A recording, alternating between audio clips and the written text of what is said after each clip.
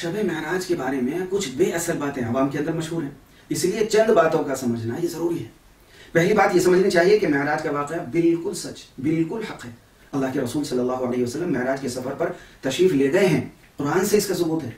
दूसरी बात यह कि अवाम ये यकीन करते हैं कि शब महराज 27 रजब की रात है, हालांकि ये यकीनी तौर पर नहीं कहा जा सकता कि 27 रजब की रात ही वो रात है जिसमें अल्लाह के रसूल सल्लल्लाहु अलैहि वसल्लम महराज पर तशरीफ़ ले गए थे, क्योंकि इस बारे में मुख्तलिफ रिवायतें हैं। बाज़ रिवायतों में है महराज रजब में हुई, बाज़ में है रबीउल अव्वल में हुई, बाज़ में रबीउल आखिर, बाज़ में रमज़ान, बाज़ में शव्वाल।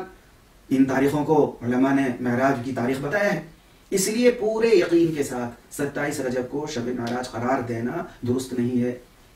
तीसरी बात यह कि इस रात में कोई अलग नमाज या कोई अलग इबादत किसी सही हदीस से साबित नहीं है, इसलिए खुसूसियत के साथ इस रात में इबादत का एहतमाम करना और लोगों को तरगीब देना यह सही नहीं है।